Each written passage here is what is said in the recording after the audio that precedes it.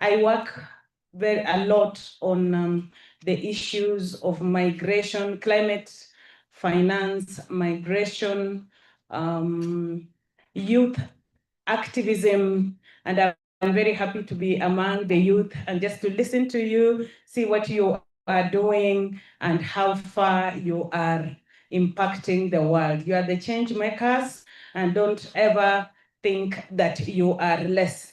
Everything you do, however little it is, it has an impact on the continent. Thank you. I think you can use the mic. Good morning, everyone. My name is Ernest Nyan Dolo. I am a former youth. I used to be a young man, but I'm not a young man again.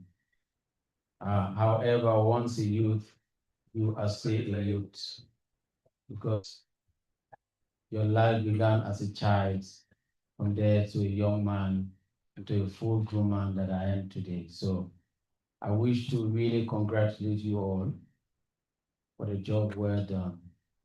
The simple fact of accepting to come in this room from various angles of the continent is indicative of your resolve to see that there are no borders in Africa. I am from the Silencing the Guns unit, and I hold the forth on behalf of the Commissioner for Political Affairs, Peace and Security, who himself has got his boss to be the chairperson of the AU Commission.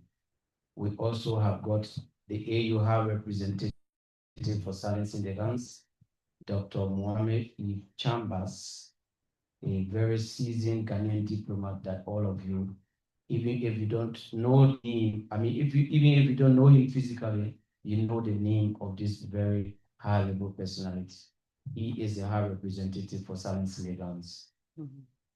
My intervention here today is not a formal one. It comes in twofold. Of course, I'm speaking from our experience for managing the unit called Silencing the Guns and working together with various stakeholders across the continent. But also, I am intervening in my own capacity. So this is how we are going to operate. What is the Silencing the Guns initiative? Can you hold on that thought, and then we'll come to that, so that we do the intro first? I told you I'm not a young man. When you give the floor to older people, they speak a lot. So the moderator says, I should hold on right there. We will get back. Well, from province of Africa called Uganda. Some people refer to it as the military republic of Uganda. Military and republic at the same time. But we'll get into that later. I'm happy to be your moderator this morning. Look forward to fruitful discussions. Maybe I'm not going to talk about what I do. I am a lawyer interested in international law, and I have been helping or contributing my legal talent to Africans Rising, so far as the Borderless Africa campaign is concerned. Thank you. The only free legal services I can provide are for those who are filing divorce applications. Karamaji. Okay, I have gone back to my old microphone. Karamaji, that's a good point to put. Walter, if you could introduce yourself. Good morning, everyone. Am I audible enough? Yes. Oh, fantastic. Good morning. First of all, thank you so much for, having me on this very distinguished panel. I do not take it lightly. As has been mentioned, my name is Walter Kasempa. I am the AU IOM Migration Ambassador. I'm also a global youth change maker with IOM UN Migration.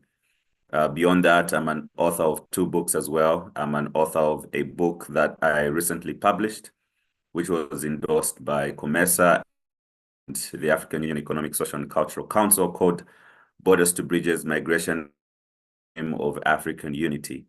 So I am very glad to be here, and I hope we have a lovely conversation this morning. Thank you.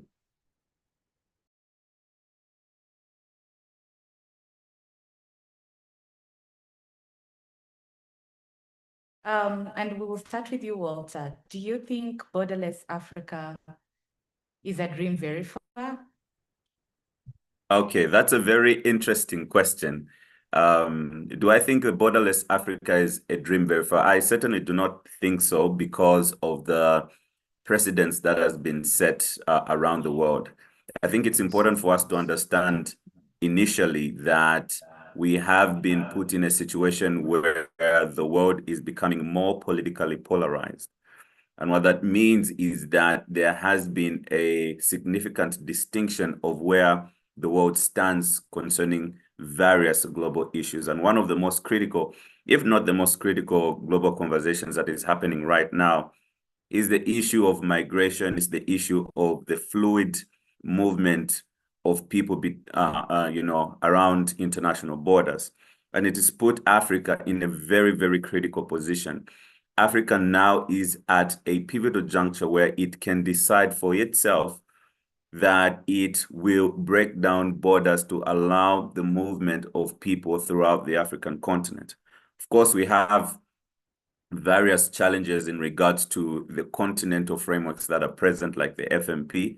But regionally speaking, we've seen significant strides throughout the years, and we are edging ever closer to this dream of a borderless Africa. Mr. Ernest, the conversation around borderless Africa is one that when we have, we're very passionate about. And just based on Walter's assertion that indeed this dream is not very far away because there are already strides that have been made. Could you speak to us in terms of the strides that have been made and where we are right now? Well, thank you very much, Madam Moderator. Do you get me from here? Yes. Because I don't want this to clash with the traditional one, maybe. And we take this one. The small mic? Yeah. Okay. I want to say thank you to you, Anne, and as a moderator, of course, as an executive of the Borderless Africa initiative. I remember with your colleague Hadi, we have actually been meeting on some occasions, whether informally or formally, to discuss these things. I will speak here when it comes to the institutional setup.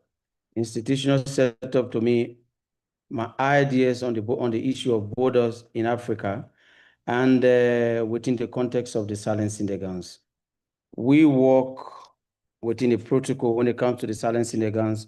We work within the 2018 protocol relating to issues of border. Of course, we have our colleagues within the Department of Political Affairs, Peace and Security, who are the custodians of border issues.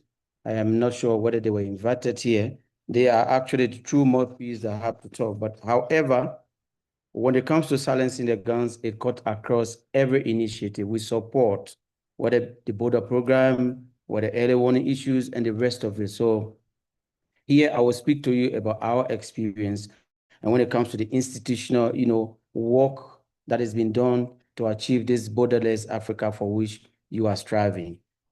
The 2018 protocol spells out certain key things, of which just a few I'm going to, enumerate to you. It is, for instance, the right of entry. Every African has got the right to enter in a given African country, of course, in full respect of the laws and regulations of that very country. So that's number one.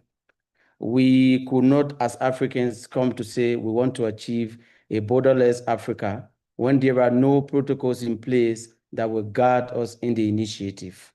When from the silencing the guns angle, for instance, we work with various stakeholders, it is this protocol that serves as our guide, because this is, if I can say this way in an informal way, the blueprint for the African Union when it comes to border issues, for instance. We have the right of residence. So as an African, I have the right to live in a given country, for instance, based on certain protocols. For instance, within the ECOWAS region, I have the right to live in any West African country for 90 days without any issue of visa or whatsoever that it is. It is after the 90 days that when I decide to stay, now the laws of the country will kick in to say, you have X, Y, Z to respect or to respond to so that you can stay in this country as a permanent resident. I, for instance, come from Liberia, but I live in Ethiopia, and I've been in Ethiopia for the past 13 years. I'm going to 14 years in Ethiopia. I live here as an African, and I live as though I am living in Liberia. That is part of the Borderless Africa initiative. Of course, there are some bottlenecks that we will be reaching to when it comes to that. So these three areas, I will specifically, speak to that. Of course, we'll be discussing as we go on. Then we have put this on paper, but how well are we implementing what we have put on paper? So we told ourselves, we cannot just go about with the implementation. When you put these things within the organization and agree to them, you need to, number one, sign them. You need to ratify them, and you need to domesticate them.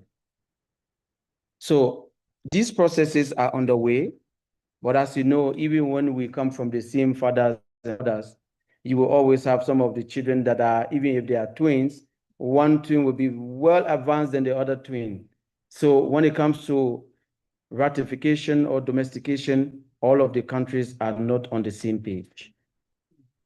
I am not here to tell you who is behind, who is in front, because this is an initiative that we have to achieve collectively. So when it comes to the ratification, all of the countries are not on the same page. And it also is incumbent upon us all to speak in whatsoever way positive. I mean, speak positive to our stakeholders to see how well we can implement this very protocol that we are talking about. It is about positive advocacy, because I'm speaking from the context of the silencing the guns. That is why I'm speaking about the positive advocacy. Our advocacy, our support to civil society organizations in their work requires us to preach the word positive advocacy, because it talks about sitting with your leaders. It talks about engaging your leader in a strategic, positive manner to see how well they can move these protocols that we are talking about. So, sorry to interrupt your train of thought, but there's some practical issues which I'm sure the audience would also be willing to engage you upon, and I'll point out a few. We have something called, a phenomenon called the EPAs, Economic Partnership Agreements. We also have bilateral agreements between countries, between African countries and some European so-called powers. We also have air routes, air navigation on the continent is determined not by African governments or African civil aviation authorities, but determined by what Emirates thinks is the most profitable route, or whichever airline thinks whichever route is most profitable. So that sometimes for me to go to Tunisia, I have to pass by Brussels in Belgium, then come back to the continent. We've seen the AFCFTA, one of the, if not the premier instrument for global continental connectivity and trade, also being impeded by these very factors. Finally, we saw Africa fail to put up a united front to the tariff question as presented by Donald Trump in recent months. Knowing these practicalities, how would you tailor your submission to respond to the same? Even when, as you've rightly said, you have actually signed and ratified these beautiful, glossy documents. I like the question that comes to all of us. It takes me to the very end of these words that I just, thought of to, present to you. It takes me to the strategies, for instance, which I think will be the best way of achieving the borderless Africa. When you read some documents, it could be instructional documents, meaning these how do you call it, academic papers and what have you. They will speak to you about embracing, for instance, regional integration. And I agree to that. If we embrace regional integration, that will fully work. But I have another dimension to add to that. It is about embracing regional integration, going along with the classical definitions of borders. I hope you get me right.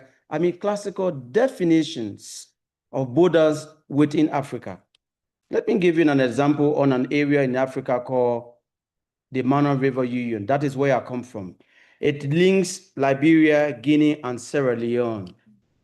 You remember when walking in Liberia, it entered Sierra Leone. It did not enter by way of evil or whatsoever. It was because of the interlinkages between these two societies. One people that have been separated by something we call former borders. Meanwhile, when it comes to border definition, that's why I said classical definition of borders. When it comes to the classical definition of borders in Africa, there is nothing like border between Sierra Leone and Liberia. If I am not, sincere in my own way, I can vote in Sierra Leone. Not because the system is weak, but because there is nothing physically that can define me to be Liberian and define another brother on the other side to be Sierra Leonean. We speak the same thing. We act the same way. We have the same height. We have the same shape of whatsoever. Whether my nose is big, that guy's nose is big. You can never define us in terms of that. I can just walk here, and behind this glass is Sierra Leone. Right here, I'm sitting is Liberia. What do you define border by? That is the classical definition. Embracing regional integration, that is exactly what it is. That's number one strategy. You will get rid of that Emirates or whatsoever you are talking about. Kudos to Ethiopia. I can fly to my village the same day on Ethiopian Airlines. I really want to say thank you to Ethiopia when it comes to this, because I never used to fly to Liberia the same day. It takes me 6 hours, 30 minutes to land in Monrovia, and it takes me 3 hours to my village. I'm right there. From morning to the evening, I will sleep under the hut. That is regional integration. My father told me his grandparents were twins. One farm on the other side of the river, and his father stayed on the other side of the river. Somewhere, somehow, in the morning, they only told them, you are Liberians, and your brothers on the other side are Guineans. I have my brothers, my cousins. They are the same as me. When their friends see them, they come from behind and embrace me. I have to speak before they know that it is me. They will never distinct them. Where is the border in this case? Strategic application of the definition of the classical definition of borders. Let me stop there and let me give the floor. I'll be answering your question, my brother, on this note. Thank you. Let's appreciate this. And if you don't clap loud or move, most of the next question. Thank you, Anna. Thank you so much, and thank you so much, Anis, for that great submission. Indeed, quite reflective thoughts in there, because as you're speaking, I was thinking about the physical stone is just maybe 2 centimeters between the border of Kenya and Tanzania, and you can literally jump and jump back. So quite interesting observation. So Dr. Trufena, we've talked about the guidelines or the foundations under which the whole Borderless campaign is situated, which is the FMP. And you've also mentioned a bit about another protocol which seemingly seems to be doing better than the FMP, which is the FCTA of 2018. And we know that you've worked a lot on issues of conflict and migration, and there are challenges, quite cross-cutting challenges there, not just in terms of conflict, as one of the impeding factor to the implementation and ratification by member states, because this is one of the things or one of the challenges that they always present us with. What should we do? Should we stop because we have challenges and member states are saying, if we loosen up our borders, it means more crime rate, or should we continue? What do we do? Please guide us. Thank you. And just as my brother has said here, there is no physical border. We are one people.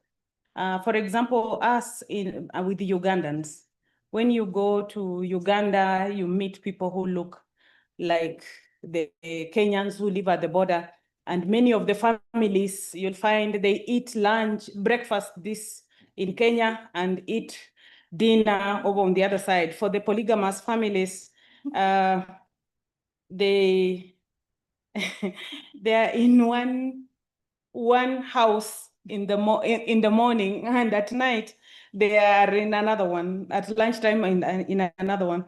So we are just one people, but the Berlin Conference is what made us to be the way we are. We can change this, and we have changed this by us coming together the way we are here in one spirit as change makers. We are saying we want to break the barriers, but we can't break these barriers if the political class do not implement what they agree when they are in their meetings here. They agree, they write beautiful documents, and they say, we have accepted this.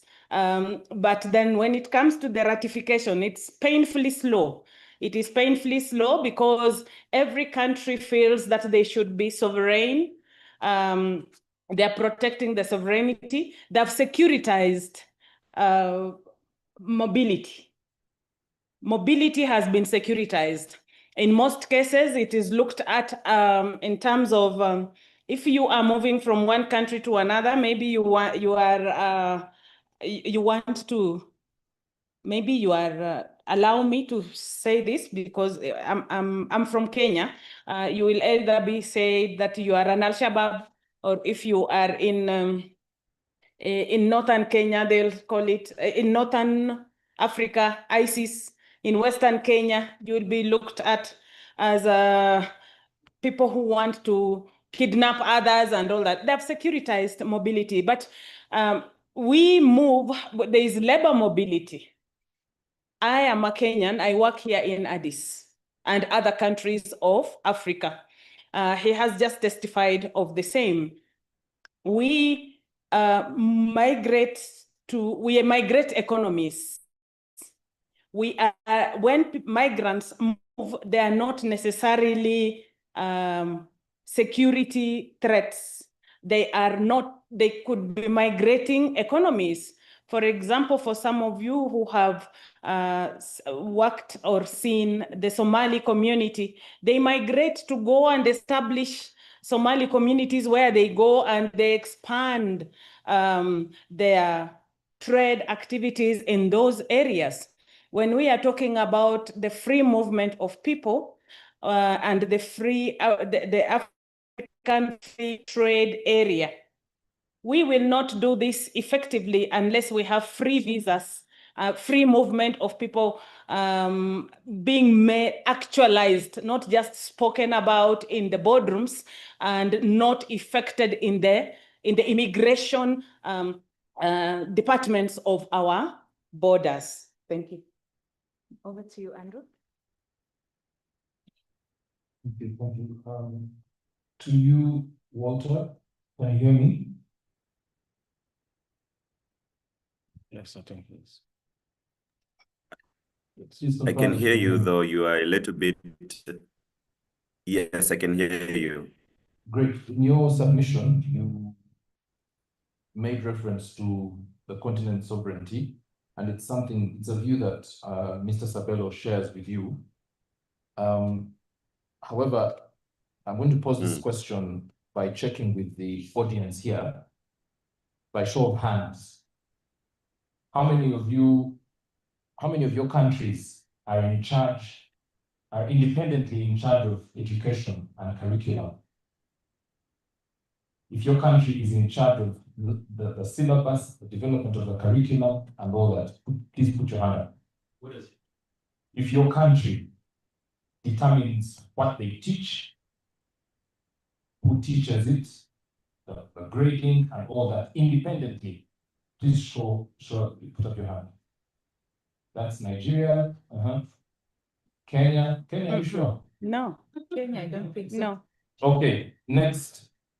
How many of your countries do not have American military presence? How many of your countries do not have Egypt? Really? If your country does not have a military base that is American or foreign, please put up your hand.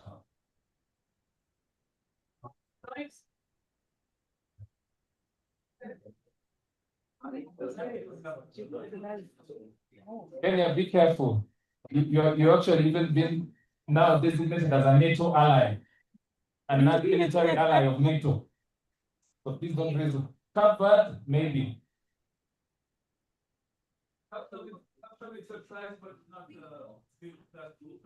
Okay. Which country, if your country does not have the IMF or the World Bank present, please put up your hand. If anyone puts up their hand, I'm going to call the AU security. So, okay. Which country does not have, which country here does not have the EU making, supporting charity programs, water, and so on? Let's see your hand. Any? Okay. During COVID, there's something called the Centers for Disease Control. And a Ugandan doctor discovered something that could treat COVID in hours, but the CDC said it has not been tested, it's not valid, doesn't work. But people were actually surviving and getting treatment, but the CDC said, no, it does not work, together with the World Health Organization. So, Walter, the question is this. Yes. Despite your claims about African sovereignty and the things that we can do about ourselves, how will we guarantee a borderless continent? Yet everywhere we look, whether it's the economic, military, political, financial management, we are actually being controlled from elsewhere. The very conference we're sitting in today, this morning, is a donation of the Chinese. Walter, over to you.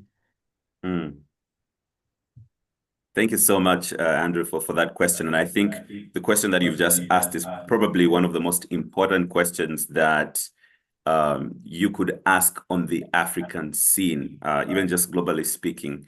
I think, first of all, in answering your question, I would like to look at it from a philosophical point of view. So when you look at the whole conversation around migration and even Africa's economic proliferation, for example, you have to look into what ideals, fundamentally what that means, whether you're looking at it from a Pan-Africanist point of view, whether you're looking at it from a cosmopolitan point of view, whether you're looking at it from a utilitarian point of view. And perhaps let me just speak the two, utilitarianism and cosmopolitanism. So to be utilitarian simply means to have in mind the best outcome for a situation, regardless of the process that it takes. So in Africa's setting, that would mean as long as we want African sovereignty, it would mean, let's say, foregoing all the partnerships that we have and just taking ownership of everything that belongs to us, regardless of the consequences that might come out of that process. Then we have the cosmopolitan point of view, which looks at migration or perhaps even African unity from a lens of an individual being a citizen of the world. So, for example, Walter Kasempa here in Africa has the ability, let's say, to go to South Africa or perhaps even go beyond the borders of the continent in Qatar, for example. And for me, I'm of the view that when we look at Africa's growth and development, because of the whole concept of globalization, cosmopolitanism, Africa's growth should be centered on the present realities. Now, bringing everything to one particular point, there are various frameworks that are in existence that support both partnerships and also African sovereignty. And we must understand what sovereignty is. It's the inherent right for a particular territory to govern itself free from external interference. And it also naturally dictates the control of borders and immigration and what have you. So, coming to the frameworks, in 2016, the world 193 countries of the United Nations decided that the world needed a convention or perhaps an agreement around migration and around refugees. And that's where the Compact on Refugees came. And then 2 years later, we had a global framework that talks about migration itself. It's called the Global Compact on Migration. It's not legally binding, but it creates a global standard on what migration should look for. And particularly pillar number 2 of the Global Compact of Migration talks about the need for us to look at the structural causes of migration. So cascading it down now to the African context, we have different regional laws and policies, which our able colleague rightly, articulated around the FMP, rights of entry, rights of residence, rights of establishment, that member states have to sign and ratify. And then we have the regional policies. We've got facilitated movement in SADC. We've got the free movement regimes in ECOWAS. We've got ECA also having its own. And then to the micro sense, we've got our own national policies and laws. And this is where it gets interesting, Andrew. So when you look at the global framework of what Africa is already part of, when you look at the continental framework, when you look at the regional framework, the national laws and policies of our countries have to be dictated according to that which these countries have agreed upon.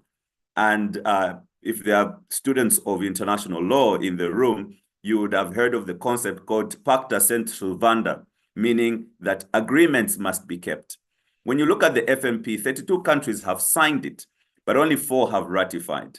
So it means that, politically speaking, in terms of the nations of Africa and the continent at large, Africa must have the ability to have the willpower to dictate its own future, because it is only an issue of decision and not that which, has been set as precedence. So for me, I would say that in the context of globalization, Africa still has the position and the ability to make decisions for itself. It only has to take the citizens of Africa to create leverage to pressure their governments in order for us to walk the walk that we're supposed to as a continent. Thank you.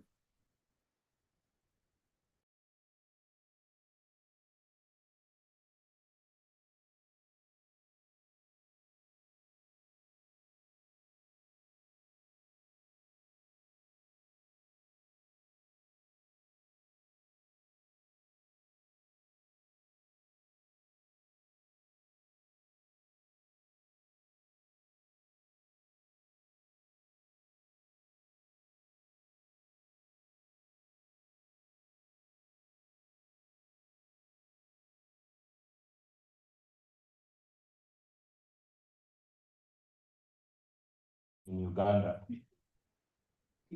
Mama Samia in the south, President Paul Kagame,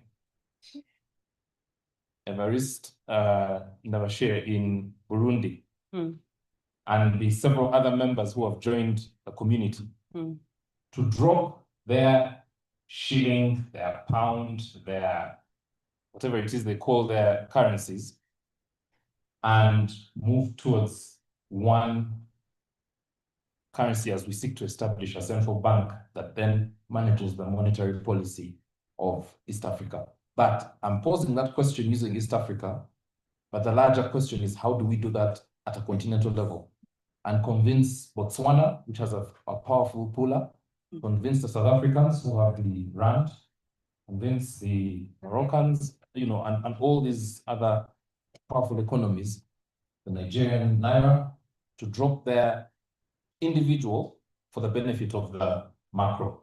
Thank you. It's not an easy question, but here you are.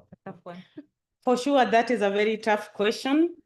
But then I want to say that, you see, the whole of Africa when it was demarcated into different countries during the scramble for Africa, it later led to different development, political and economic development differed from one country to another. So even if we come from the same region, like the East African region or the SADC or ECOWAS, still we have differences economically, political orientation, because we were colonized by different colonizers who had different impacts in our countries. And then even when we were getting independence, we got it at different stages. That had an impact on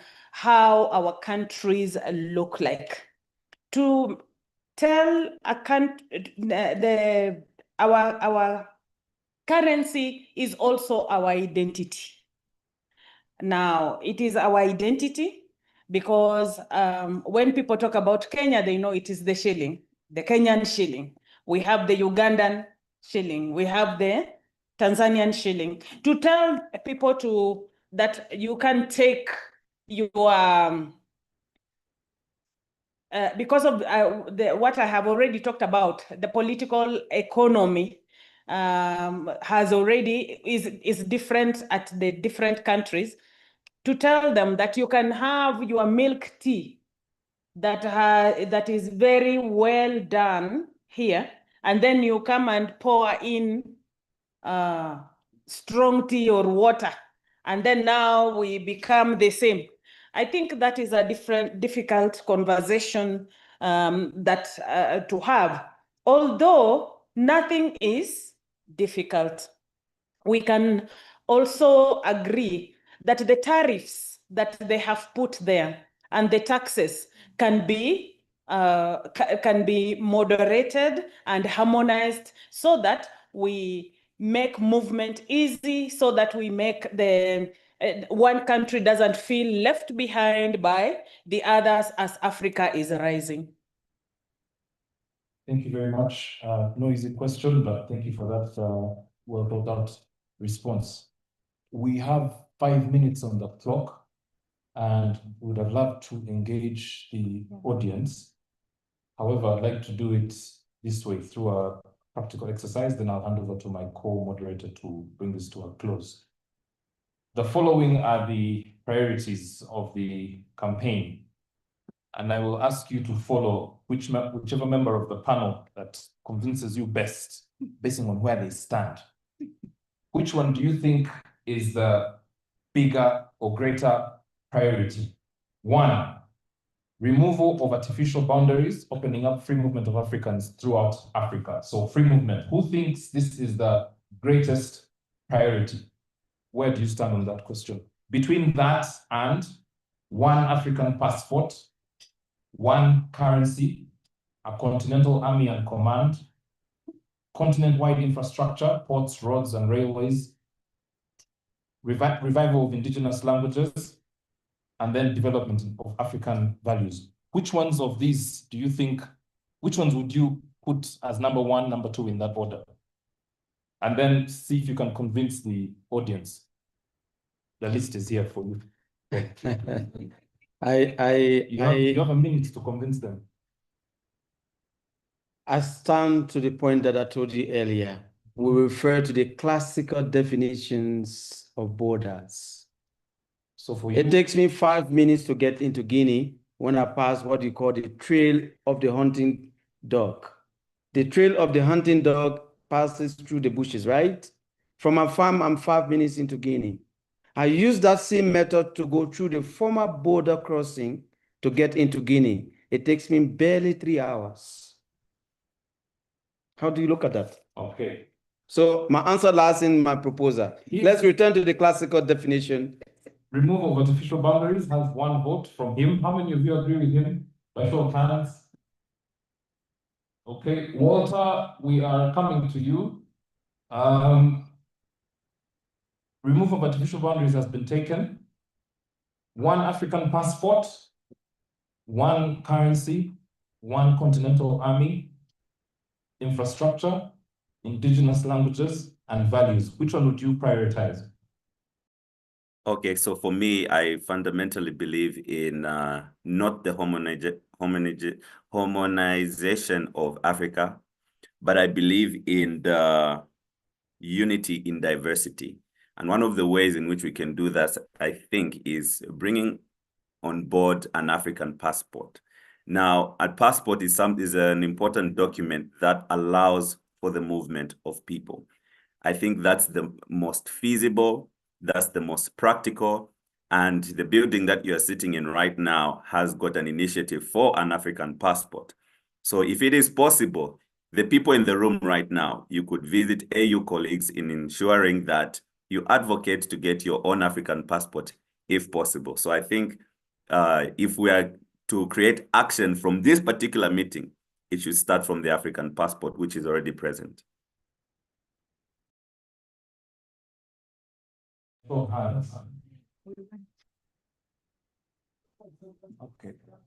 Okay, that's a strong show. Let's see the hands again. Put them up. Don't spoil the ballot. Okay, thank you. Over to you, Dr. Fena. The passport and artificial boundaries are taken. We have one currency, one continental army, infrastructure, revival of indigenous languages, and African values. I'll go for African values. Our African value of Ubuntu speaks about I am because we are. We are in this room because we care for one another. We have one vision. We want to be change makers. We want one Africa that is rising, a borderless Africa that is rising. We want to pull our resources together through Harambee. And we are thinking about Ujamaa, the economies that the different countries have different economies, but we can pull together. But while we do this, we should look back where we came from and get the values from there and move with them forward using the Sankofa philosophy.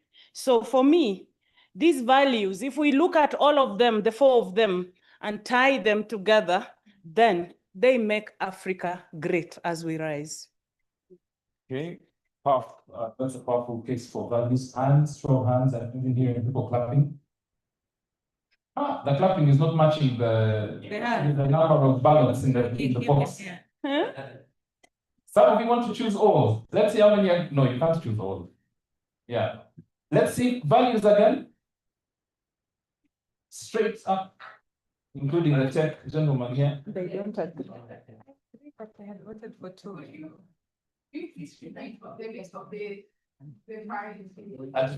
Removal of artificial boundaries. One passport and citizenship. One currency and central bank. Continent-wide infrastructure that links the continent. Revival of indigenous languages such as Kiswahili, Hausa, Amharic, Lingala, and Zulu. And finally, African values. Can we choose all? Yeah. Those who want to choose all are reminding me of our chemistry questions. Yeah, all of the above. What did the teacher used to ask? Does it increase or it decreases? And those of us at the back would say, it does what? Decreases. Jesus. Okay, so I will now hand this to my co-moderator to pose the final question, and then we'll bring this to a close. Thank you so much, Karamaji. It was very difficult for me, especially to choose, because I also care so much about indigenous languages, not just Swahili, and I care about the visas, and I care about the borders. So that's a difficult one. But I know that a journey of you know, we must start from somewhere. Then allow me to allow the panelists to say their final words. 1 minute, actually 1 English minute. Mildred, of this one allow me to say 1 English minute, because an African minute can be 20. Okay. And I'll start with you, Ernest. What will be your final thought on this? a former young man cannot be given 1 minute and it be 60 seconds. You know, what I want to let you know is that exactly in this room and outside of this room, your work that you are undertaking is what we call silencing the guns in Africa. This is the initiative that we work together with our principals to ensure it happens. And so I wish to congratulate you. I wish to say thank you for the work you are doing in the area of silencing the guns. The next thing I want to let you know is that the Silencing the Guns campaign is not a one-man show or a one organization's show. It's an African initiative. You are working on Borderless Africa. We know some of the conflicts we have on the continent relate to the demarcation of borders in Africa. So when you work towards removing borders from our continent, of course, you are saying you are working towards ending conflict. So this is exactly silencing the guns. And I want to congratulate you. The next thing is that we work across the board, meaning we work with all actors, including yourselves. We work with the media groups, we work with civil society organizations, we work with traditional leaders, we work especially with young people, and we look forward to our collaboration. For those of you, I saw the word influencers. So when I used to see those words, I would be scared because I'm a former youth. When they say influencers, what do you influence? Are you influencing people to hate me, or what are you doing? I'm just kidding, of course, guys. But the word influencers, when I saw it, I really knew that you are the carriers, you are the conveyors of messages. Messages that can be, carried across the continent to make the guns go silent. We look forward to working with all of you. The Silencing the Guns Initiative coordinates these various activities to ensure that conflicts end on the continent. Of course, we have got for ourselves the limit, the deadline of 2030. Of course, that deadline, you and I will define it based on the continent that we have today. But together, let us work towards silencing the guns in Africa. And we look forward to working with you. Hadi, my colleague Hadi, and they shall share our contacts. And I will look forward to also maybe briefly meeting, maybe at break time, briefly meeting with all of you, the influencers and those social media gurus that are in this room, to see how best we can carry the message of silencing the gun. So, Anne, thank you very much. This was my half minute. And I say thank you, kudos to you all, guys and ladies. Thank you so much, Ernest. Daktari Tufena, if you could give us your one final thought, and then I will go to Walter and wrap it up. Mildred, please bear with me on this. Thank you very much for the opportunity to talk about the Borderless Africa and Africa Rising.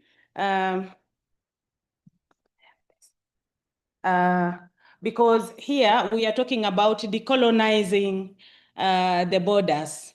When we decolonize the borders, then we are making them real Pan-African. We are thinking about borders in a Pan-African way, meaning we have no borders.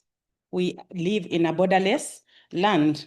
And this can only be understood when we are looking at individuals, then the community before we move to the nation. You see, when we talk at African Union, we speak about nations and leave the individuals who are the citizens who move across these borders globally. That should be a clarion call for you as influencers, as change makers, to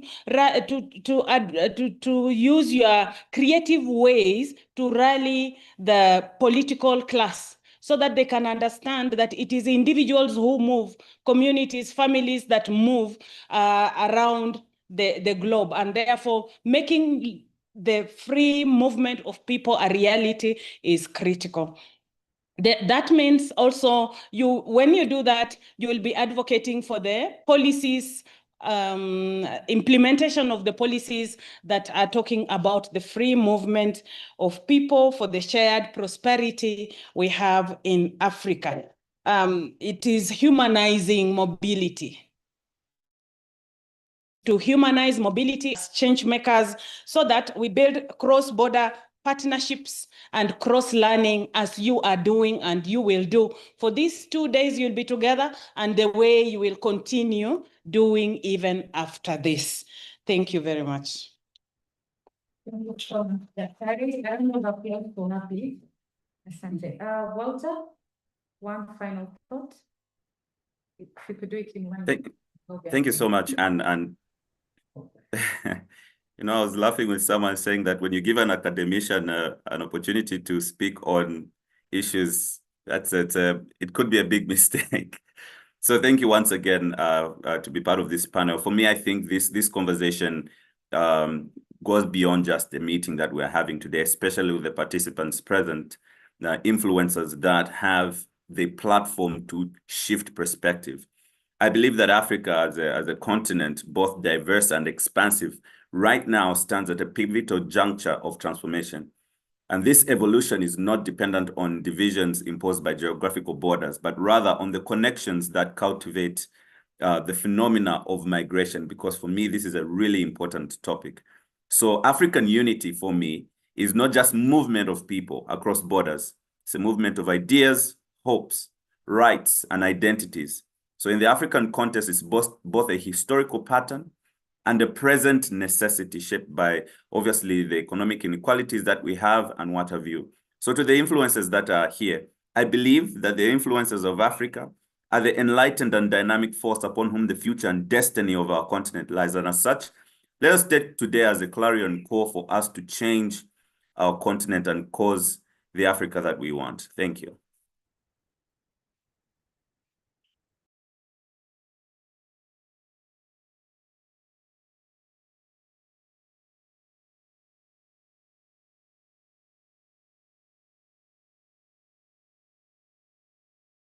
The present realities and should be more on inward looking on what is uniting us more than what is dividing us. And collectively, as influencers, where we are sitting right now at the political capital of Africa, then we bring in all the different strengths that we have, because I know there's film directors, artists, there's travel influencers.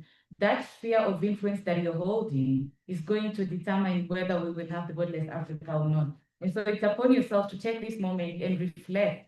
When you think about Agenda 2063 of the Africa we want and the Africa we deserve, seems like a tall order because it's very far. Probably in 2063, we won't be here, all of us.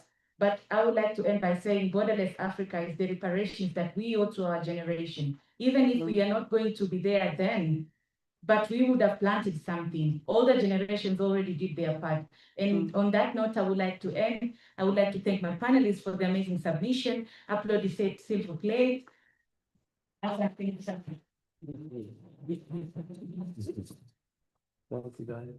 you, Ms. Red. Again for the panel. Please, thank you very much.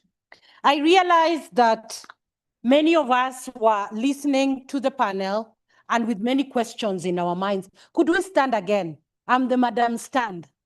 It helps because sometimes the seat begins to be comfortable. I want to see something. Who's the tallest? Stretch your hands up. Let me see who the tallest is. Both of you, both hands. All of you, both hands. Adiambo, up. Yeah, but yeah. I just want to see something. I want to see something. I can't let you to put down your hands before Maurice takes his photos. Just stretch quite. There's something I'm trying to see about your countries, about where you come from. Straight. Are we seeing who's the tallest? Okay, you can lift your toes a little bit. I know, sweetheart, I know. But try, lift. Are we together? Did you see what I saw? Thank you. Sit down. Thank you. Well, Zimaita. Thank you very much. I am told that is in this room with 50 participants, we actually have 500 million followers in this room. It is a rumor that was given to me before I came to the African Union to meet you. For example, my brother, how big is your following? I would say 100. 100,000. Do the maths. Who's doing maths? How big is your following? 500,000. Do the maths. Who's doing the maths? 500 plus 100. How big is yours? 600,000. My goodness. Do the maths, please. How big is your following? 100. How big is your following, Valerie? 200,000. Oh my goodness. How big is yours? Wow. How big is yours? Where have we reached in terms of mathematics? How big is yours? 10,000, as in 10,000. 10,000 plus that. How big is yours, my dear? 45,000. Let me ask you, my brothers and sisters from the great land of Africa, if we have a following of about 500 million, because I'm told, and many of you are being modest with the numbers, because I have been told, why don't we teach the power of who we are as Africans and why we are pushing for borderless Africa? Do we even know why? Do we even know where we started? Is it clear? Is the board clear, or we need the light off again? Is that clear? We need it. It's good? I want to stand here and just peek onto your soul a little bit. Do you know how we found ourselves here? Do you know how we found ourselves in a point where we are pushing for borderless Africa? Do you know how we got borders in the first place? Do we know? How did we get borders? Very quickly summarize for me. How did we get borders? The Berlin Conference. We know about the Berlin Conference. Do we know about the Berlin Conference? Yeah? So we know what happened there. I want to quickly push your mind to that, because then you have to put it into your DNA that we have to fight this because we know an injustice was committed to us. How many years ago? Hey, mathematicians in the room. How many years ago? Why is maths not mathing here? How many years ago? 141. Tomorrow, if you ask Adhiambo, she will tell you tomorrow is the 141 year since the, but let us go through it. I don't know, I find it a bit dark. Are you able to see this? Is good? So the Berlin Conference of 15th November 1884. So we are talking about 141 years ago. 141 years ago, did you even know you would be here? My spirit was here. It's the body that was waiting. Are we together? Africans need to understand that when the rain started beating us, it was on this date. When the rain started beating us as Africans, it started at this period. Are we together? What does that mean? Let's go to the next slide. So before that 15th November, maybe Africa was nice. We were holding hands across and happy. There was no difference. You know, everybody was in their own community, clan. There were no borders. We call Africa the Alkebulan. Do we understand the Alkebulan? Who brought us the African name, by the way? The colonizers. There's a Roman general who said Africa, and we stuck with it. So in defiance, me, I write Africa with a K. Africanus. But we know that when we are called Alkebulan, we know that we are the Garden of Eden. I like pushing for you Africans, great Africans, to lift your chin up, for you are daughters of Alkebulan. I like saying you're the sons and daughters of Alkebulan, if only you knew. Because we have been taught to bow. Since this conference, we are taught to bow instead of lifting up our chins. Yes, yet we are daughters. We are the cradle of humanity. Next. So before that time, who are the butchers of Africa at the Berlin Conference? Please look at those countries there that you relate with very many times and smile with. The ones who give you contracts and a lot of dollars and pounds. The ones who come to your country and buy off a lot of your things. the ones who say they are interested in bilateral and multilateral cooperation and democracy and bringing us democracy. Look at those countries up there. This country were there on 15th of November, 1884. Do you see the countries? Do you understand? Are we able to see? You know, Kim, I don't know, maybe we switch off then here. Yeah, because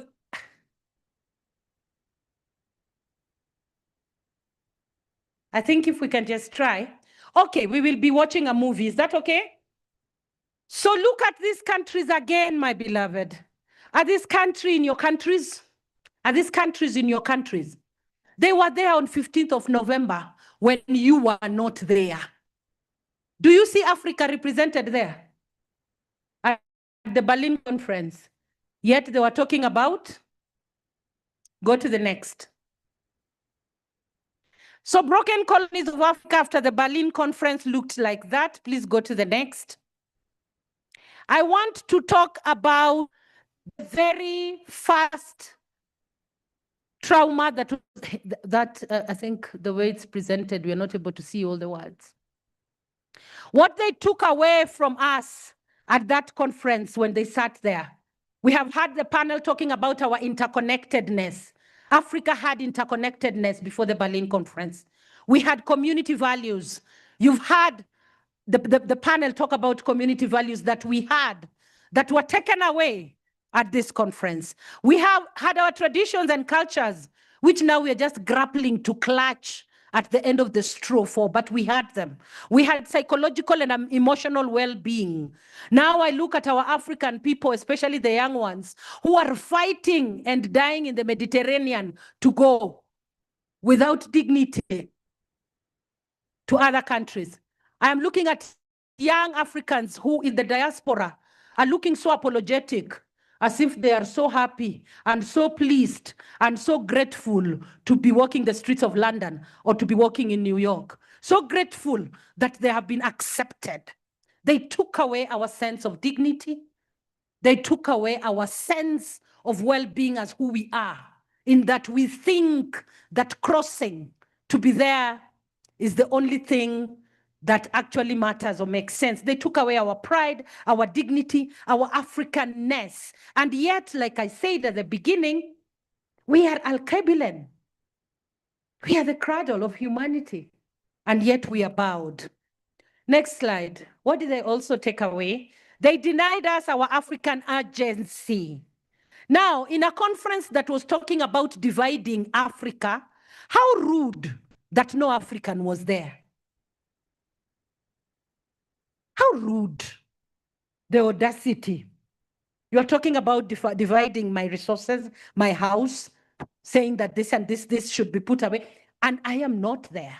The first time the African was denied agency was at this conference. Now, unfortunately, my beloved brothers and sisters of the continent, we keep denying ourselves agency as the world moves by not speaking up for who we are as Africans, for our Africanness.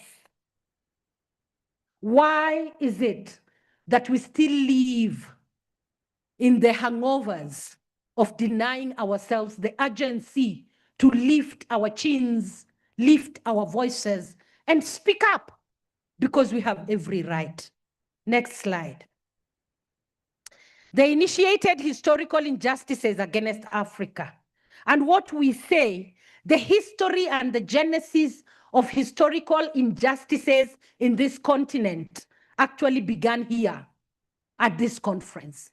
The fact that they denied us and the exclusion of Africa to even have a word or a say into 1884. Now we lament and look at how our countries are. We look at how our systems are broken. We look at the many ethnic and negative ethnicity that we see. We look at the endemic, quote unquote, corruption that we say we have seen. We look at everything that's wrong with our systems. We don't remember that the first historical injustice that sowed seeds of discord actually started at that conference. It is this injustice that opened doors for the scramble of Africa. People sat down. It's like you take a piece of meat and you're sitting down, 8, 9, 10, 15 of you. You cut a piece and you say, this piece here of the leg will be mine. You take the piece of the hand. I'll take the stomach. You take this other arm. Take this piece. That's exactly what happened on that day at the Berlin conference. So Africa was on the table and the sharing was being done. And the scramble that we see even today was going on. Do we understand that this is the genesis of how Africa has turned out up to now? Next slide. They tightened borders and instilled ethnic conflict. That conference drew artificial borders that ignored existing ethnic, cultural, and linguistic boundaries. I want to tell you something today. We have been told many times that colonialism was about conquest, that when they came with guns, they came with weapons that Africans did not have. The most heartbreaking realization that is dawning on me these days is that Africa was not colonized because they were weak. African countries were not colonized because they could not fight. African countries were colonized because they were kind. It broke my heart. You know why they were kind? Because in our Ubuntu-ness, in our Africanness, a visitor comes, you welcome. You say you're welcome. First of all, don't talk about what has brought you. Have some water. We say sit down. We say cook some food, let the visitor eat.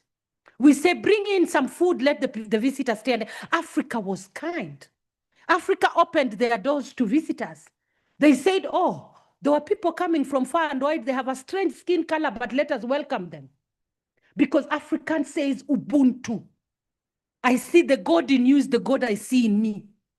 You understand? So we see what breaks my heart as I dig deeper into understanding my Africanness is that Africa was colonized because it was kind. We welcomed. We were humane. So we need to understand that when the Berlin conference happened, the borders were tightened because Italy says, this is my part. Germany says, this is my part. Britain says, this is my part. So this arbitrary division forced diverse and sometimes rival groups into single colonial entities, sowing seeds of conflict and political instability. My beloved, we look at the wars we see across African borders and we wonder, but where did they begin? Next slide. They instigated the economic exploitation of Africa. There is a country in Africa where wars are going on even now that has 19 countries fighting in it. 19. Which country am I talking about? 19 countries scrambling over its resources. I must remind you that when you look at your colonialists sometimes, when you look at a colonialist like Belgium, you must know that the entire Belgium was built with the gold from the Congo. Are we together? The entire Belgium was built with the gold from the Congo, and they know it. So now here you are, a nice African young man going to plead at the Belgium embassy, to plead and cry that you want to go and live there. The entire Belgium was built by the gold from the Congo. Let's go, tell me which other Western African country. You know very well that our everything is there. Our artifacts are there. Our heritage is there. And they know that France that has so many gold reserves and has not even one single gold mine. Oh, beloved from Western and Central Africa, that all the gold that France claims to have, but they have no single gold mine. Are we together? I want you to raise your chin as you're listening to me, because the next time you're walking into the capitals of our colonizers, you don't walk with your head bowed. It is you that built their capitals. That is what colonialism did. That is what the Berlin Conference did.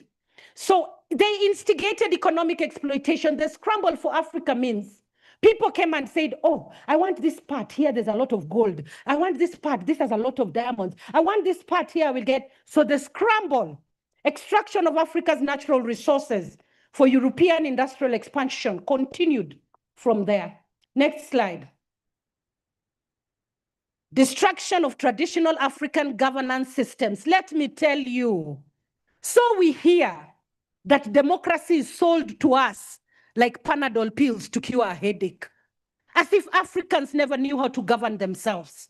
Let me tell you that the so-called democracy that is pushed so much into our throats, we know now and we know for sure that it is a form of very deeply instigated neocolonialism. Am I wrong? Am I lying? Well, you need to check.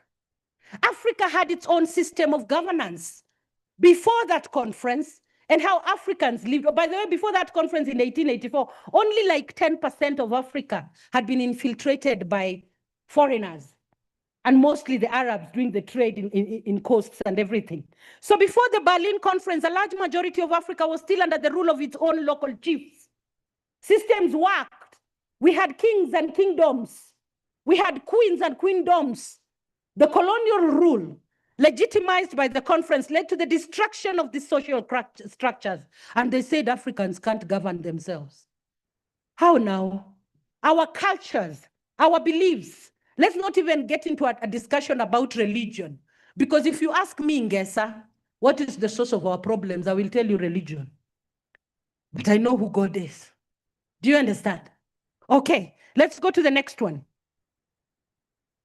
They infiltrated Africa with neocolonialism. I want to tell you right now, without fear or favor, that all of us are operating on the capitalistic mode of neocolonialism.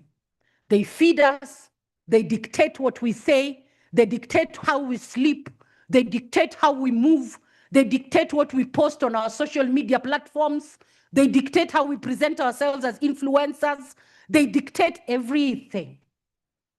And so I'm here to push it across to you. Where is your authenticity as an African? And what does that even mean? Do you know it? Do you understand it? You are an influencer. People wake up in the morning to tune into your platform. 100,000 people. What are you telling them? You know, every time when we do this, pegged on the script of the colonialists, we look so pathetic. But you see, those are the effects and impacts of colonialism and the Berlin Conference. It is time that Africa and Africans remembered who they are. Because you are great before whatever in 1884 or whoever. But we have to remember and force ourselves to remember. What does that mean? It might be a long journey, a terrible journey, but we have to try.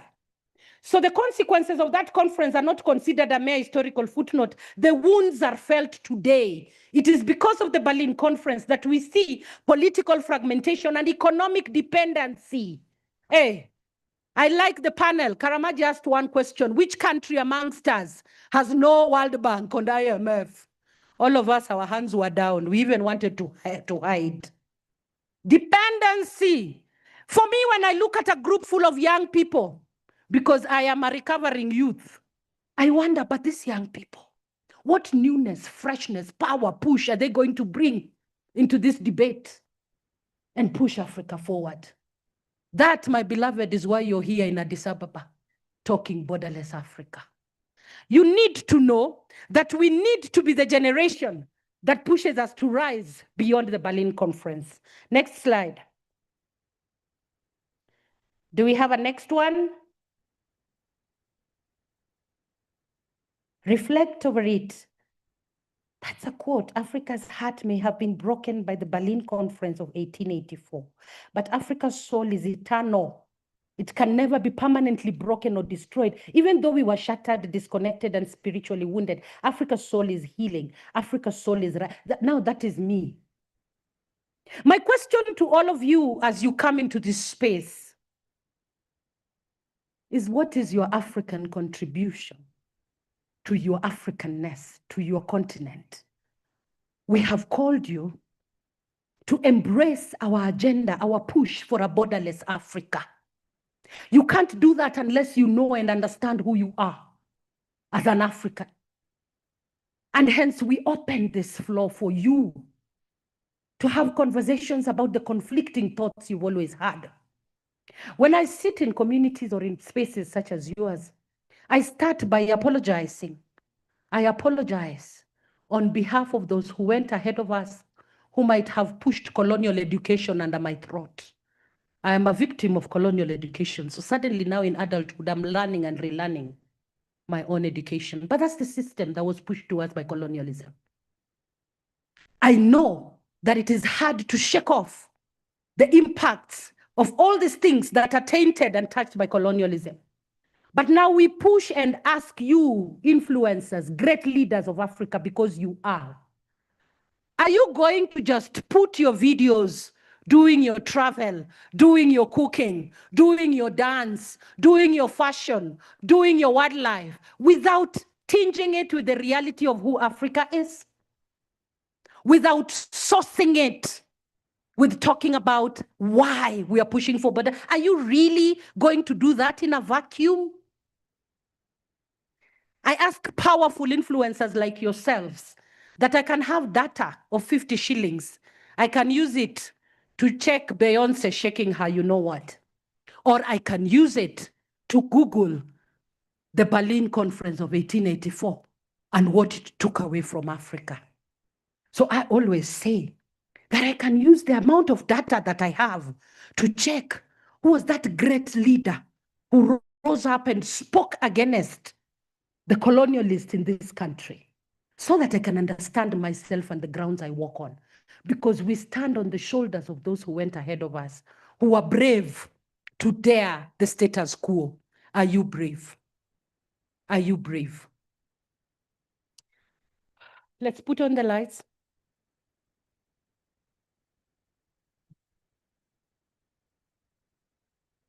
I know that our Minister of Timekeeping is looking at us badly. And I know that we have panels that are coming back after this. Not to worry, we will still manage it because we are Africans and Africa is our business. I want to open the floor to hear thoughts and reflections from you before we break. From our conversations, we were not here to push borderless Africa under your throat in a vacuum. We want to create the depth of what it is and why it is. So where we begin, it might look like it is so huge and big. You wonder, where do we begin with this? Where do we push? Yes, my dear. Do you put on your mic? I think it's working if you put it on. No? Kimani, are the mics working on the tables? Yes, the mic. Do you want to put green? Green, press green. The pink button? The biggest button. Okay. Yeah. To even my hand is. Thank you. Okay. Yes. Let's listen to each other. Yes. Thank you very much for the submission and also the submission of the panelists. Yeah. They were quite interesting. I see that from your presentation, my name is Linda, I'm the African Union Science and Consulate. From your presentation there, it shows exactly how political actions by European actors disintegrated Africa and divided the continent into physical and artificial border lines. And it's interesting that the panelists will just cover the topic on political leadership for borderless Africa, which reminds me of the question of how can that action of the Europeans be reversed? Mm-hmm. And I think as influencers in this room, thank you for coming.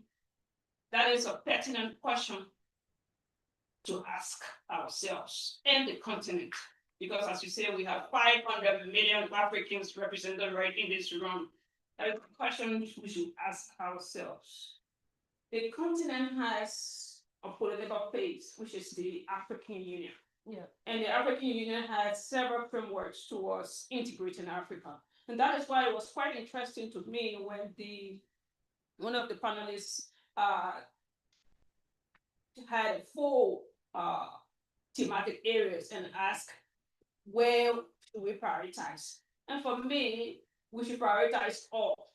Because an integrated Africa is an Africa of common culture, not in the form of every one of us will be Kiswahili or Okay. tribe. I want to give everybody a minute. Yes. But I want to clutch at your question that's very critical. What do we do to reverse the damage? I like it. And the answer comes from here. I appreciate it.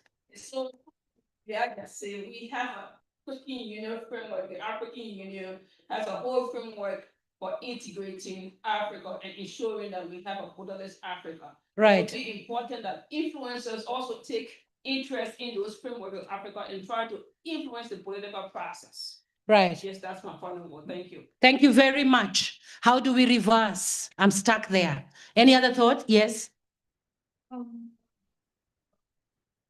In terms of reversing, I think we need to start with where it started first, because before African countries were colonized, it's religion that was brought in. They had to break down the cultural and the society. They had to break it down. Your identity, everything was just completely erased. So we have to regain our identity. We have different identities. Valerie, how do we do that? Like relearning, unlearning. Unlearning and relearning. And how to live up to what they expect us to do now. Right. I agree. Yes, sir.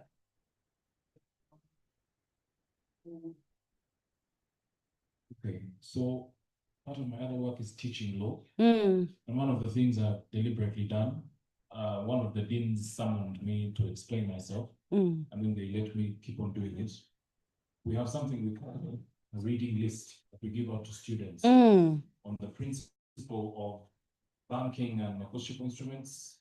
Look at these cases.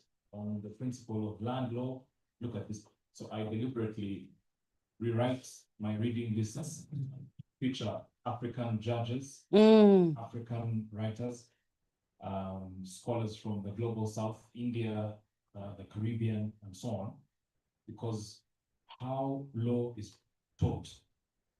I think lawyers are one of the greatest culprits. Yeah. Ones who draw arguments for mineral exploitation, ones who defend these multinationals in court. Yeah. So how we train lawyers, and now think about it in whatever field you're in, has an effect on what the larger. So, my goodness. Prioritizing or quoting African or African decisions, we are reversing the damage that was done. You know, you're talking about decolonizing the law, the legal systems or processes or education or whatever in Africa, and that's huge. But that's so critical, because you're absolutely right. Because is there anything like Africanizing our Pan-African laws so that we protect and safeguard? Yeah. And so this is such a profound thing. Yeah. Yet so simple. Yeah. So as we think, let's not look for to make the chair of the African Union. No. There's something you can do where you are. Yes. Yeah. I love that. Yes. Okay. Yes. You cannot hear my voice.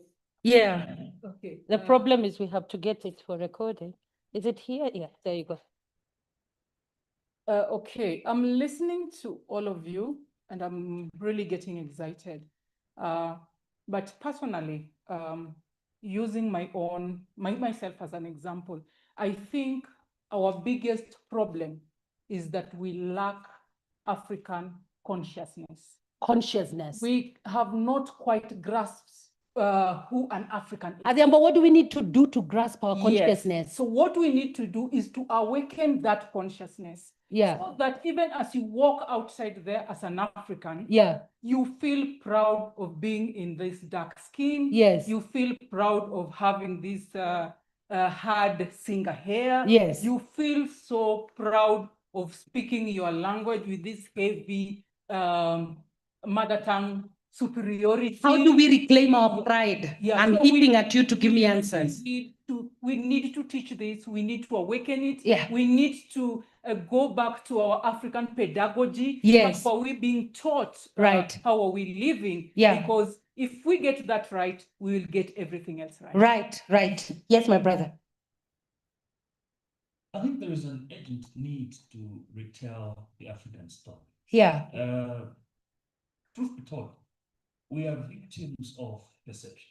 Yes. How we look at things. Colonial education. Exactly. And how things has been framed. Yeah. By someone who tells you that the hunter remains the greatest. Yeah. Regardless. Yeah. So, for argument purposes, you think how the British, for argument purposes, do have a whole control over their media.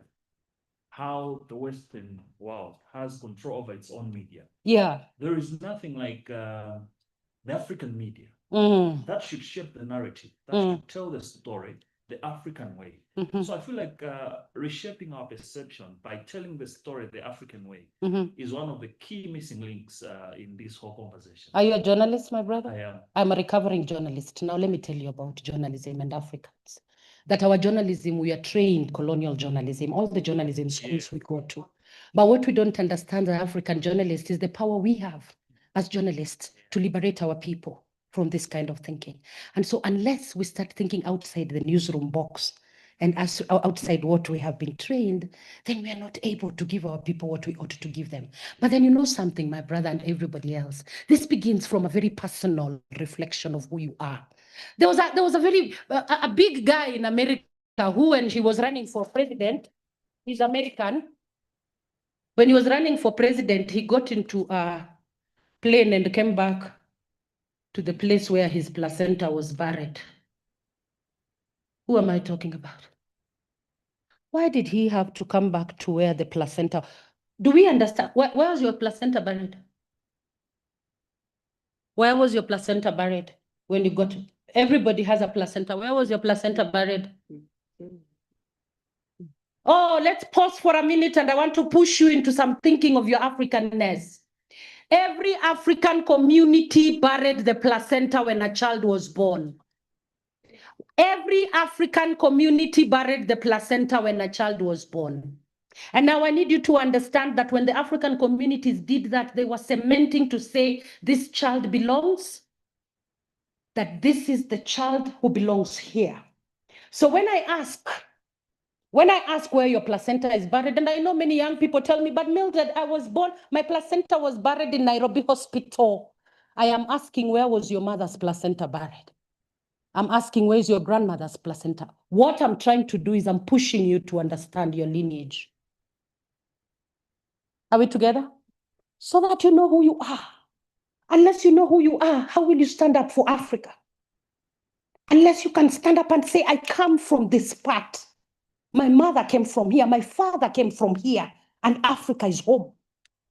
So the question for Africans, when you say, where is, in my mother tongue, when you come, they ask, they say, oh, my name is Ngesa, I've come to visit. And they ask in my mother tongue, oh, where was your placenta buried? Now the contemporary African says, but what placenta? I was born in a big, nice hospital in the city. That's not the question they're asking. They're asking, where was your mother's placenta buried? Where was your father's placenta? They're asking you about your roots. It's not a bad thing. So there's something about religion and colonial education that teaches us it's a bad thing. How now? Africans were not stupid to do the things they used to do. There's quite a bit of cultures that we know are retrogressive, but there are cultures that were strong that made us stand. My beloved, if there's anything you need to take away from this meeting, is to go and ask where your placenta is buried. Because then if you're born in your capital city, that's fine.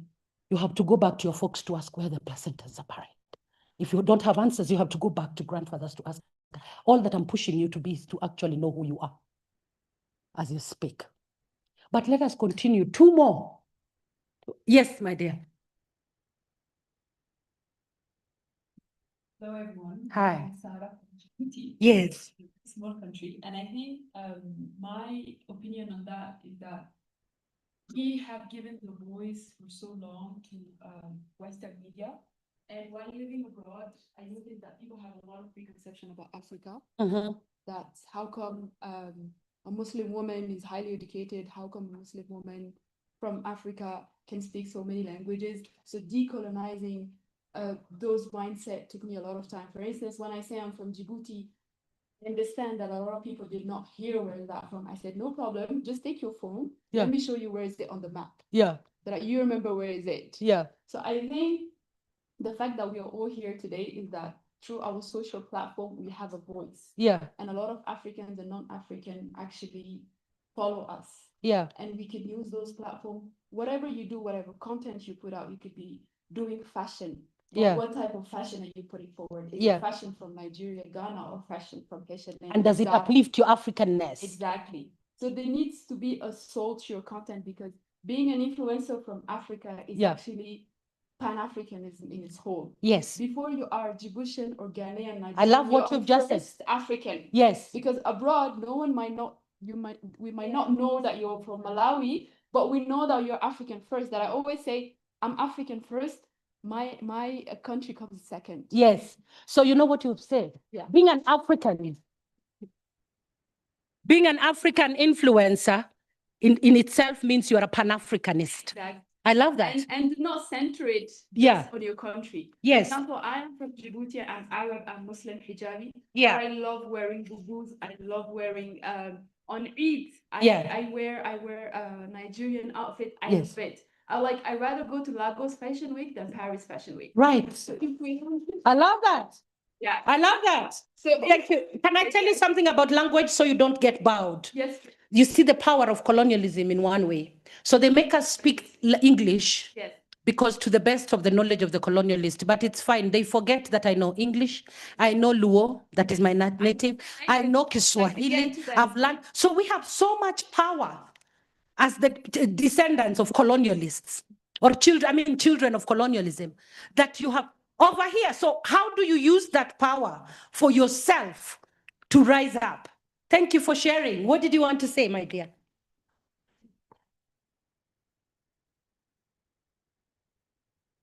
Could you put on your mic? Yeah. Yeah.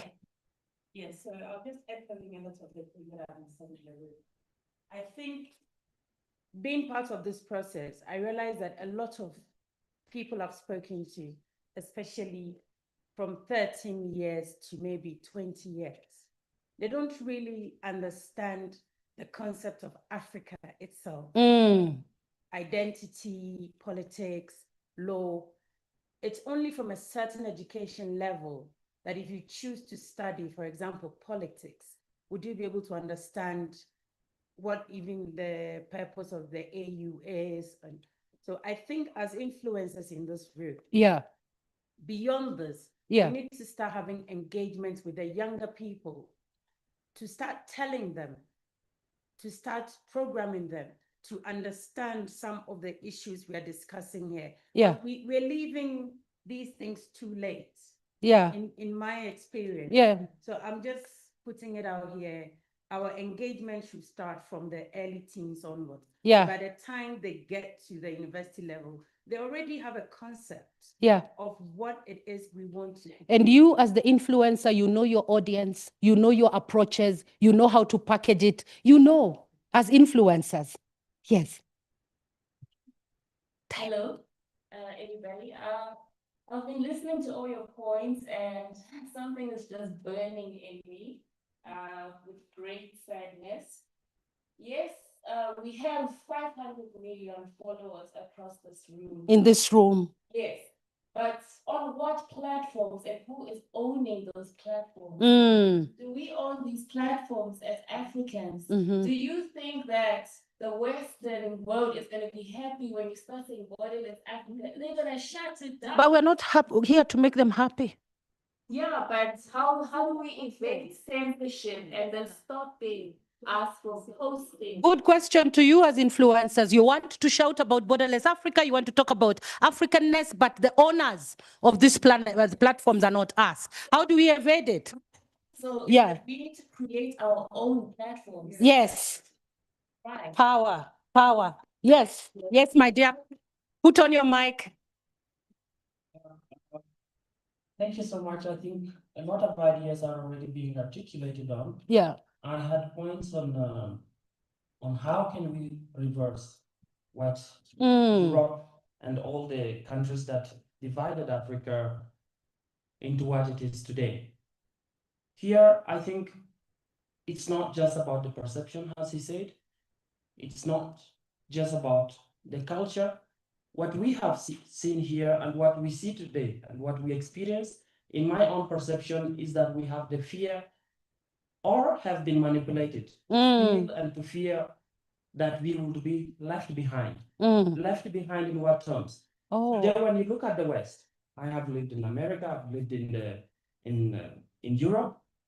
What we see as greatness is when you can plunder, when you can own resources, when you own hotels and airports, and you become a billionaire.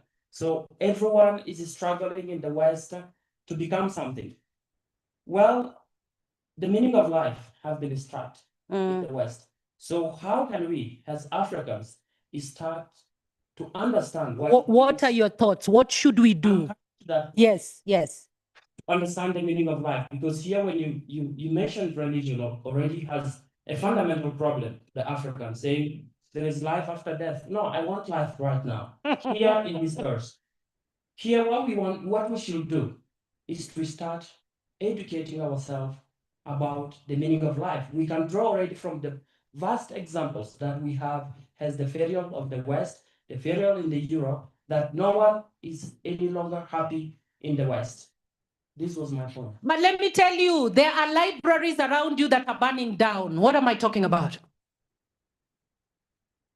There are libraries around you every day that are burning down. And you influencers are just sitting as you watch the libraries burn. What am I talking about?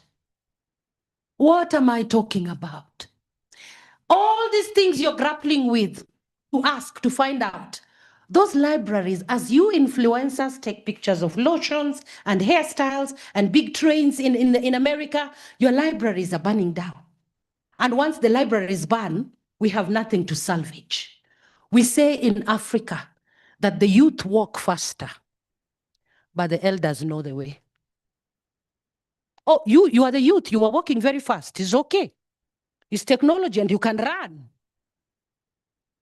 That point you bring, my question is, look around you. Where are the libraries that are burning down? I make it a point so much to sit by the feet of libraries. I spend hours by the feet of libraries because I want to know. Are you understanding what I'm saying? Because there are elders amongst us. They know much more than we know. So now we think we've flown in a plane to come to Addis to discuss African issues. There are elders who, without mobile phones, they led revolutions. They liberated their countries. How did they do it? How did they organize? And now when I go into a room, nobody can switch off the phone. They say it's my lifeline, and I tell them there was life before mobile phones. We even organized weddings. We even dated without mobile phones. We had boyfriends without mobile phones. But now we are so captured. We say we can't move.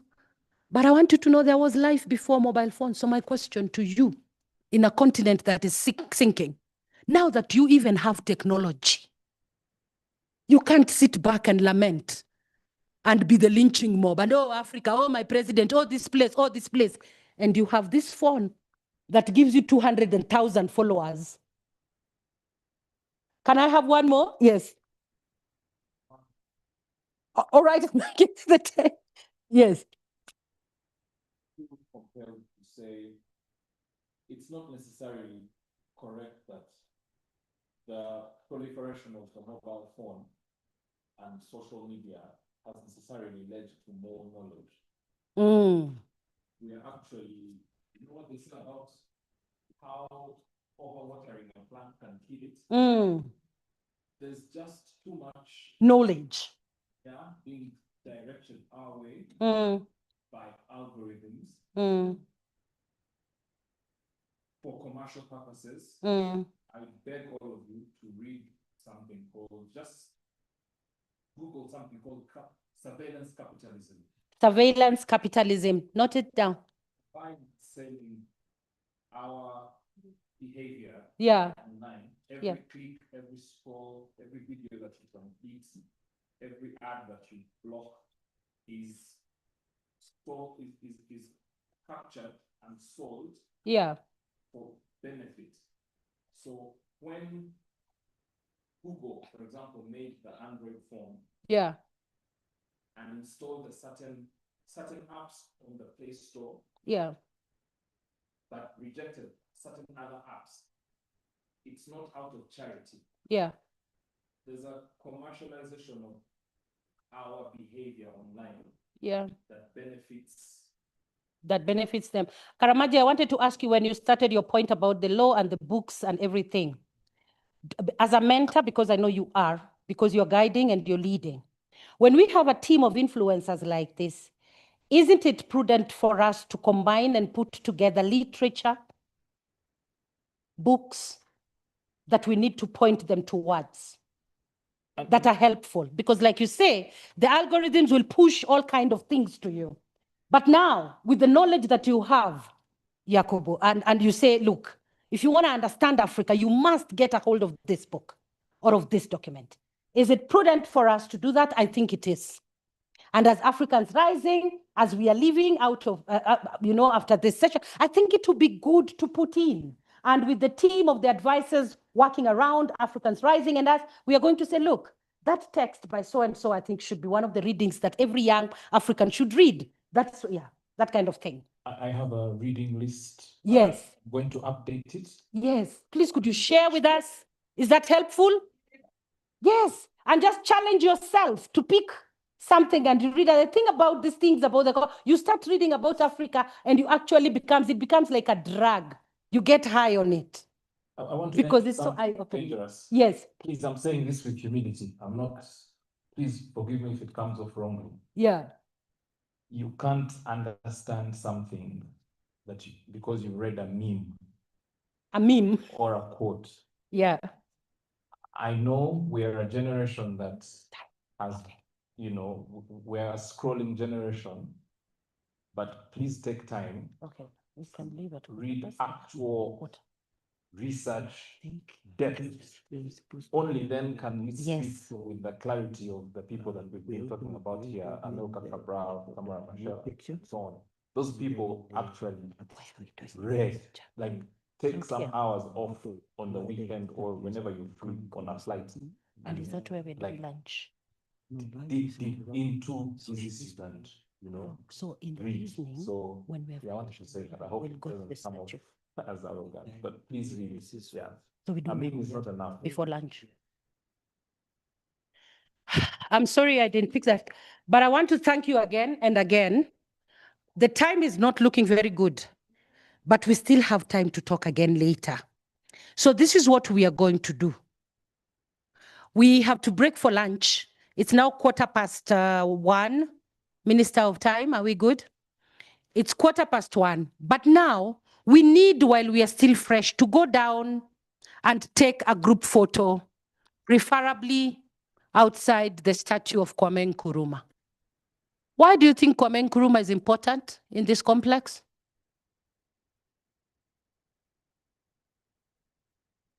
After Ghana, he didn't just stay there, but he went around and tried to liberate everybody else. At the genesis of the African Union, before the African Union, there was Organization of African Unity. Do we understand the genesis from there? So we can go, Maurice, you guide us, because we just need to take a quick photo, and then we do lunch, and then, beloved, we come back after 1 hour, which is 2:15. Okay, I give you a minute, 2:16. So we come back, we have a lot, we have panels we haven't covered, there's quite a bit. All right? Are we together? Let us please now, being led by Maurice and Emmanuel, we can quickly go to the statue of Kwame Nkrumah. Don't miss out a photo at the statue of Kwame Nkrumah. I have gone and spoken to him already. So let's go there, take a photo, and then we are having lunch at Adembo. Where are we having lunch? I think the room is secure.